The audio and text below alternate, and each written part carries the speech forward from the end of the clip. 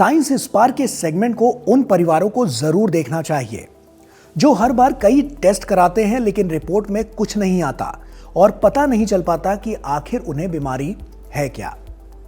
अब मान लीजिए एक परिवार अपने बच्चे की बीमारी को समझने के लिए सालों तक अस्पतालों के चक्कर लगाता रहे, डॉक्टर बदलते रहे, टेस्ट होते रहे, लेकिन बीमारी का सही कारण पता ही न चल पाए।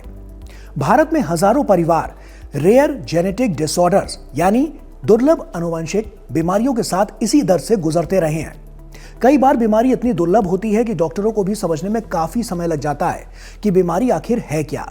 तो इन्हीं सब बातों को ध्यान में रखते हुए भारत ने इस दिशा में एक बड़ा और ऐतिहासिक कदम उठाया है। जी हाँ, केंद्रीय मंत्री डॉक्टर जितेंद्र सिंह ने उम्मीद यानी कि unique methods of management of inherited disorders program को राष्ट्र को समर्पित किया है। यह एक ऐसा राष्ट्रीय मिशन है जो रेयर जेनेटिक डिजीजेस से जूझ रहे परिवारों के लिए जल्दी पहचान, सस्ती जांच और सही इलाज की नई उम्मीद बनकर सामने आया है। सबसे बड़ी बात यह है कि अब भारत की हेल्थ केयर व्यवस्था धीरे धीरे ऐसी दिशा में आगे बढ़ रही है जहां इलाज हर इंसान के डीएनए और जेनेटिक प्रोफाइल के हिसाब से तय किया जाएगा। यानी भविष्य की चिकित्सा एक दवा सबके लिए नहीं बल्कि हर व्यक्ति के शरीर के हिसाब से अलग इलाज की तरफ आगे बढ़ रही है। तो आइए साइंस स्पार्क के इस खास सेगमेंट में आसान भाषा में समझते हैं कि आखिर उम्मीद प्रोग्राम क्या है और क्यों इसे भारत की हेल्थ केयर क्रांति का नया अध्याय माना जा रहा है। ऐसे में सवाल आता है कि उम्मीद प्रोग्राम आखिर है क्या और इसे शुरू करने की जरूरत क्यों पड़ी। देखिए, उम्मीद भारत सरकार के डिपार्टमेंट ऑफ बायोटेक्नोलॉजी द्वारा शुरू किया गया एक राष्ट्रीय मिशन है जिसका उद्देश्य रेयर जेनेटिक डिसऑर्डर्स यानी जन्म से जुड़ी आनुवंशिक बीमारियों को जल्दी पहचान और सही इलाज को आसान बनाना है। आसान भाषा में समझें तो कई बच्चों में ऐसी बीमारियां होती हैं जो माता पिता के जीन से जुड़ी हुई होती हैं। जैसे कुछ बच्चों को जन्म से ही मांसपेशियों की कमजोरी, खून की गंभीर बीमारी, मानसिक विकास में समस्या या शरीर के अंगों की दुर्लभ दिक्कतें हो सकती हैं। समस्या यह थी कि भारत में लंबे समय तक इन बीमारियों की जांच बेहद महंगी और मुश्किल मानी जाती थी। कई परिवार लाखों रुपए खर्च कर देते थे लेकिन बीमारी का सही कारण पता ही नहीं चलता था। ऐसे में उम्मीद प्रोग्राम एक वैज्ञानिक हेल्पलाइन सिस्टम की तरह सामने आया जहां genetic testing, prenatal screening, newborn screening और जेनेटिक काउंसलिंग को एक साथ जोड़ा गया। यानी अब बीमारी को जल्दी पहचानकर परिवारों को समय रहते सलाह और इलाज देने की कोशिश की जा रही है। अब सवाल आता है कि रेयर जेनेटिक डिसऑर्डर्स भारत के लिए इतनी बड़ी चुनौती क्यों है। देखिए, रेयर डिजीजेस सुनने में भले दुर्लभ लगती हो लेकिन जब इन्हें मिलाकर देखा जाए तो इनसे प्रभावित लोगों की संख्या काफी बड़ी हो जाती है। सबसे बड़ी समस्या यह है कि ऐसी बीमारियों का पता लगाने में कई बार सालों लग जाते हैं। परिवार एक अस्पताल से दूसरे अस्पताल भटकते रहते हैं, इलाज महंगा होता है और सही जानकारी की कमी के कारण मानसिक और आर्थिक दबाव भी बढ़ता जाता है। भारत जैसी विशाल आबादी और जेनेटिक डाइवर्सिटी वाले देश में यह चुनौती और भी बड़ी हो जाती है क्योंकि अलग अलग समुदायों और क्षेत्रों से अलग अलग तरह की आनुवंशिक बीमारियां देखने को मिलती हैं।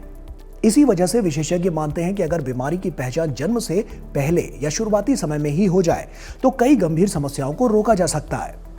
उम्मीद इसी दिशा में अर्ली स्क्रीनिंग और प्रिवेंटिव हेल्थ केयर को मजबूत करने का प्रयास कर रहा है। साथ ही जीनोमिक मेडिसिन और प्रिसीजन मेडिसिन पर भी जोर दिया जा रहा है। अब सवाल आता है कि आखिर जीनोमिक मेडिसिन और प्रिसीजन मेडिसिन क्या होती है और किस तरह से इस्तेमाल की जाती है। दरअसल आज तक ज्यादातर इलाज सामान्य तरीके से होता रहा है, यानी एक जैसी बीमारी वाले सभी लोगों को लगभग एक जैसी दवा ही दी जाती थी।